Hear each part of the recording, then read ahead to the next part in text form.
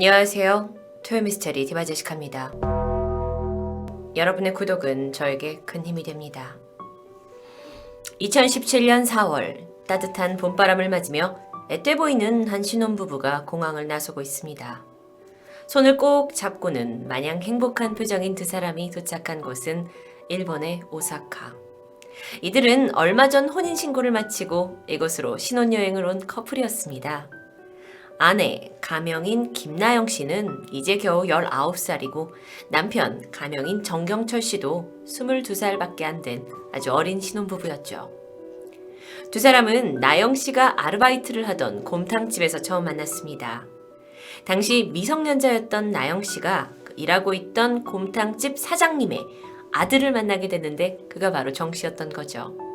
가게에서 얼굴을 마주치면서 알고 지내다가 교제를 시작하게 된 것이었는데 식당 아르바이트생과 식당 주인의 아들로 만나 시작된 연애 그리고 사랑.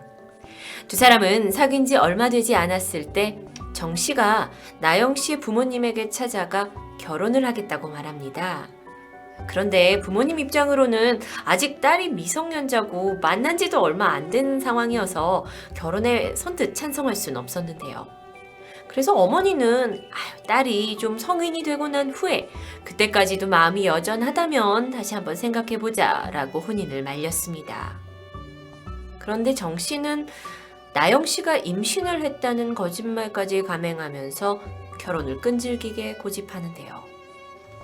결국 집안의 반대를 무릅쓰고 아내 나영 씨가 만 19세가 된 바로 이틀 후에 두 사람은 혼인신고를 합니다. 당시 나영 씨의 나이가 법적 성년이 되면서 부모님의 동의 없이 혼인할 수 있는 나이가 됐기 때문인데요. 그리고 그로부터 열흘 후에 결혼식을 생략한 두 사람은 오사카로 신혼여행을 오게 된 상황입니다. 조금은 성급하게 이루어진 것 같은 초고속 결혼 그리고 신혼여행. 부부는 어떤 생각을 하고 있었을까요? 그런데 이 여행이 한순간에 비극이 되었습니다.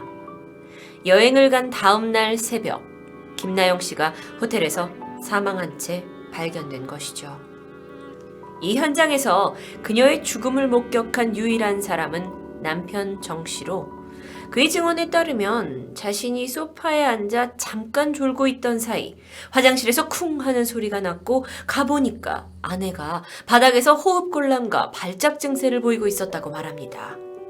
이후 그녀는 그곳에서 숨을 거뒀는데요. 아니, 갑자기 이렇게 사망한 원인은 무엇이었을까요? 화장실에서는 김나영 씨가 쓰러지면서 생긴 혈흔과 함께 주사기 그리고 고농도의 니코틴 원액이 담긴 병이 발견되었습니다. 남편은 당시에 쓰러진 아내를 보고 신고를 했고 얼마 후에 일본 현지 경찰이 도착을 했을 때 아내가 우울증 때문에 자살을 한 것 같다고 말합니다. 부검을 해보니 나영 씨의 사망 원인은 급성 니코틴 중독, 그러니까 주사기를 이용해서 몸에 니코틴을 주입한 것으로 보이는데요. 이 니코틴 원액이라는 게 몸에 소량만 들어가도 치명적인 독극물로 잘 알려져 있습니다. 경찰은 남편의 진술과 부검 결과 그리고 시신에 다른 상처나 몸싸움 흔적이 없다라는 점을 근거로 이 사건을 자살로 마무리 지었습니다. 이후에 정 씨는 아내의 가족과 지인들에게 전화를 걸어서 비보를 알렸죠. 평소 우울증이 있던 아내가 만취 상태에서 순간의 감정을 이기지 못해서 니코틴을 주사했고 죽음으로 이어졌다고 설명합니다. 이어 남편은 일본에서 아내의 시신을 화장까지 하고 기극을 하게 되는데 당시에 그가 지인들에게 전했던 말을 좀 들어보면 나영이가 어릴 때부터 학대를 당했어. 나영이 사정을 알고 내가 지켜줘야겠다고 생각했던 거지. 내가 그녀와 살면 행복할 것 같았거든. 이렇게 비통한 심경을 전했는데요. 거기에 덧붙여 어린 시절 학대, 우울증, 평소 자해까지 했다라고 털어놓으며 주변에 적지 않은 충격을 주게 됩니다. 이후 아내가 사망하고 약 1년 동안 정 씨는 자신의 SNS에 꾸준히 아내를 그리워하는 글을 올렸습니다. 너무 보고 싶다. 꿈에 그녀가 나왔다, 우리가 평생 사랑했어야 했다 등등. 이때까지만 해도 그는 어린 나이에 아내를 잃은 안타까운 사연을 가진 청년처럼 보였습니다. 하지만 수상한 점들이 발견되기 시작했죠. 오사카로 신혼여행을 가던 날 정 씨는 공항에서 아내에게 여행자 보험에 가입하도록 한 사실이 밝혀졌는데, 이 보험이 만약 여행 중에 나영 씨가 사망하게 되면 보험금 1억 5천만 원을 보장하는 내용이었고, 그 수령인은 남편이었습니다. 그리고 가입한 지 바로 다음날 아내가 사망하게 된 거죠. 물론 이건 충분히 있을 수 있습니다. 해외여행을 가기 전에 여행자 보험을 드는 일들이 자주 있으니까요.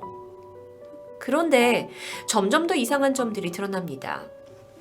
경찰에 보험회사 직원이 신고를 하게 되는데, 그 내용이 보니까 아내 사망보험금을 타러 온 사람이 좀 이상했다. 그리고 경찰에 조사를 의뢰하게 된 겁니다. 실제로 알아보니 정 씨는 아내를 잃고 열흘 만에 사망보험금을 청구합니다. 사실 사랑하는 사람을 잃은 그 사람이 이렇게 빨리 보험금을 타려고 하는 것은 분명 의아한 부분이 있고, 또 게다가 그의 그 목소리에서도 슬픔이 전혀 느껴지지 않았기 때문에 직원이 신고를 하게 된 것이었는데요. 게다가요, 보험자가 자살을 한 경우에 돈을 받을 수 없습니다 라고 직원이 설명하자 그의 얼굴에는 아쉬워하는 표정이 만연했다고 합니다. 그렇게 잠시 멈칫하던 정 씨가 혹시 가입된 다른 보험이 있는지 알아볼 순 없나요? 라고 요청까지 했던 거죠. 이 신고를 접수받은 경찰은 조사에 착수했고, 먼저 정 씨의 말대로 나영 씨가 정말 우울증 같은 정신질환이 있었는지를 살폈습니다. 그런데 결과는 전혀 아닙니다. 오히려 나영 씨는 신혼여행 후에 취업을 하겠다 하고 이제 면접을 볼 계획까지 세우고 있었고요. 미래의 자녀 이름을 생각해서 정 씨 성을 가진 그 아이의 이름을 검색한 흔적까지 발견됩니다. 나영 씨의 가족 또한 딸이 우울증 증후가 전혀 없던 아주 명랑한 아이라고 말하는데요. 그런데 가족들이 사실 딸의 비보를 남편으로부터 들었을 때 좀 이상했다고 말합니다. 사위가 정 씨가 일본에서 국제전화비가 많이 나온다면서 이 사망 소식을 카카오톡으로 전했고, 이거에 놀란 부모들이 부랴부랴 일본에 가게 되니까 굉장히 웃는 얼굴로 인사를 하더니 자신은 친구랑 약속이 있다면서 자리를 떠났다고 하는데요. 그러다가 결정적으로 정 씨가 친구들과 나눈 채팅방에서 범행을 암시하는 글이 발견됩니다. 2달 뒤에는 버릴 거야. 목적이 있으니까 얘랑 만나는 거지. 이후 김나영 씨의 자살은 사건 발생 7개월 만인 2017년 11월 24일 정식으로 살인사건으로 전환됩니다. 그리고 5일 뒤인 11월 29일 이 정 씨, 남편 정 씨 집에 대한 압수수색이 시작됐는데, 그곳에서 경찰은 정 씨가 고등학교 때부터 꾸준히 써왔던 일기장을 발견하게 되는데요. 아내를 보니 베일에 쌓여있던 충격적인 내용이 들어있었습니다.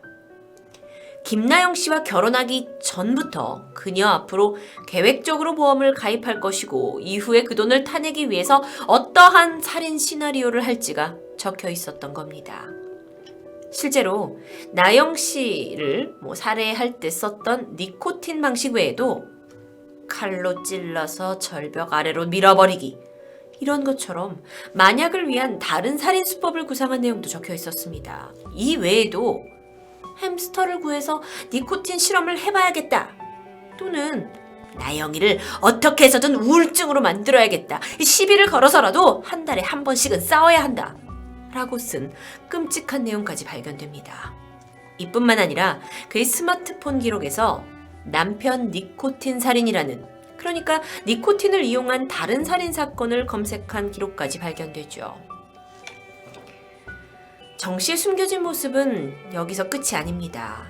그렇게 아내를 그리워하면서 SNS에 글을 올리던 당시, 사실 그는 다른 온라인 커뮤니티에 미성년자들에 대한 음담패설과 사진을 꾸준히 올렸던 사실이 밝혀지는데요. 게다가 그 부모님이 운영하시는 식당에서 거기서 일하는 여자 알바생에게 접근을 해서 너를 보니까 죽은 아내가 생각난다면서 만남을 제안한 사실도 드러납니다. 경찰은 일단 이러한 상황들을 종합해 봤을 때 정 씨가 니코틴을 사용해 아내를 살해한 것이라고 판단했고 결국 그는 재판에 오르게 됩니다. 그런데 이쯤 되면 끝날 만도 한 이 사건은 계속 이어집니다. 경찰이 그의 일기장에서 새로운 인물을 발견하게 된 거죠. 바로 정 씨의 고등학교 동창인 가명 황수연 씨였는데요. 이 일기장을 읽다 보니까 이 황수연 씨, 그녀를 통해서 정 씨가 니코틴 원액을 구했다라는 내용이 발견됐고 경찰이 조사를 해보니까 지난 2016년에 두 사람이 함께 일본을 다녀온 사실이 밝혀집니다. 그래서 형사들은 두 사람이 사전에 범죄를 예행 연습한 것이구나 라고 여겼고 황 씨를 공범으로 지목합니다. 2018년 1월 31일 황 씨에 대한 조사가 시작됩니다. 그러면서 황 씨가 뭐라고 했냐?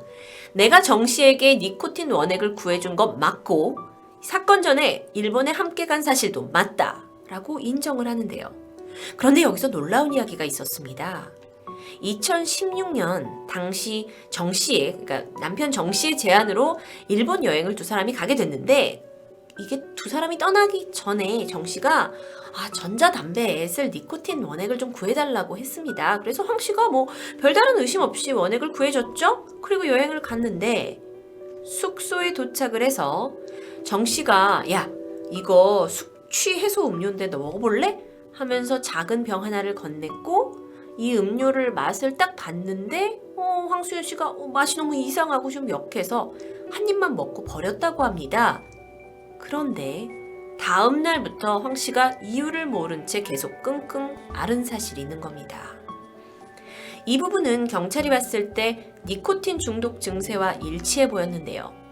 즉, 황 씨가 공범이 아닌 또 다른 사전 피해자일 수도 있다는 얘기입니다. 이후 경찰은 정 씨가 황수연 씨 이름으로 여행자 보험을 들어놓고 그 수령인으로 본인 이름을 넣었다라는 사실까지 발견합니다. 정말 모든 것들이 그를 범인으로 몰고 있었죠. 나영 씨와 수법까지 동일합니다. 정 씨가 아내를 살해하기 전 동창에게도 같은 수법으로 살인을 시도했다가 미수에 그쳤다는 의혹. 정 씨는 어떻게 반응했을까요? 처음 조사에서 살인을 전면 부인하면서 나는 아니다라고 강력히 주장했지만 이내 말을 바꿔서 사실 자살을 하려고 했던 나영이 내 아내를 내가 도와준 것이다 라고 말합니다. 워낙 심한 우울증을 앓고 있던 아내가 술을 먹고 감정이 막 욱해지면서 자신의 자살을 도와달라고 부탁을 했고 어쩔 수 없이 니코틴 주사기를 꽂아주기만 했다라고 말한 것이죠. 그리고 친구 황 씨와의 여행에서 음료에 니코틴 원액을 탄 것은 맞지만 그건 그냥 장난을 친 것뿐이라고 설명합니다. 미꾸라지처럼 요리조리 빠져나가는 것처럼 보였죠. 사실 보면 나영 씨의 시신은 이미 화장을 마친 상태였고 경찰로서는 그의 위증을 밝힐 만한 증거들을 더욱더 많이 찾아야 했습니다. 그래서 하나하나 남아있는 증거들을 살펴보다가 문득 부검 결과에 주목합니다. 당시 김나영 씨의 위장에서 니코틴이 검출됐는데 팔에다가 니코틴을 주사했다면 결코 위장에서 이게 나올 수 없는 결과라고 합니다. 그렇다면 이걸로 인해서 추정할 수 있는 게 사전에 이미 니코틴을 탄 음료를 먹인 것이 아닌가, 마치 황 씨에게 그랬던 것처럼. 또 아내가 술을 마시고 자살을 하려고 했다라는 주장과는 달리 부검 결과 나영 씨의 몸에서 알코올 성분은 전혀 발견되지 않았습니다. 그러니까 나영 씨를 죽였다라고 하는 증거는 찾기 힘들었지만 그가 계속 거짓말을 하고 있다라는 정황들이 발견된 거죠. 재판이 열렸습니다. 결정적인 증거가 없었기 때문에 쉽사리 그를 범인으로 지목하기 굉장히 힘들 만한 상황인데요. 하지만 여태까지 발견된 자신의 범행 계획을 적은 일기장, 그리고 정황상의 증거, 황 씨에 대한 같은 수법까지 많은 조사들이 그를 코너로 몰아가고 있었고 결국 그는 1심에서 무기징역을 선고받습니다. 정 씨는 억울했던 것일까요? 항소를 신청했고 여기서 사실 아내가 죽기 전에 유서를 써놓은 게 있다. 이걸 증거로 제출합니다. 조사 결과 유서는 필적이 분명하지 않다는 결과를 받게 됐고 그 항소는 기각됩니다. 2019년 10월 대법원 판결에서 남편 정 씨는 최종 무기징역을 선고받았습니다. 김나영 씨를 살해한 혐의 그리고 동창 황 씨를 살인 미수한 혐의가 모두 인정된 결과였죠. 재판부는 정 씨가 아내를 잔인하게 살해한 것도 부족해 모든 혐의를 부인한 모습을 보여서 죄질이 아주 나쁘다고 판단했습니다. 드디어 죗값을 치르게 된 정 씨. 그런데 그가 남긴 말이 화제가 되었습니다. 그가 조사 중에 형사님, 제 버킷리스트 중에 하나가 경찰서에서 밤샘 조사를 받는 거예요. 저 밤새도록 조사 좀 해주세요. 이 말은 실제로 정 씨가 형사에게 했던 말입니다. 그는 사랑하는 아내를 잃은 사람이라고 보이지 않을 정도로 담담했고 조사 중에도 슬픔이나 분노의 감정을 거의 드러내지 않았다고 전해지는데요. 또한 이어진 정 씨의 사이코패스 검사 결과는 40점 만점에 26점. 일명 어금니 아빠라고 알려진 이영학보다 1점이 더 높은 수치라고 합니다. 만약에 이 사건이 증거 불충분으로 정 씨가 풀려났다면 어쩌면 우리는 또 다른 살인을 묵인한 결과였을 수도 있습니다. 무기징역이 선고된 정 씨는 과연 지금 감옥에서 진정으로 자신의 죄를 속죄하며 반성하고 있을까요? 토요미스테리 디바제시카였습니다.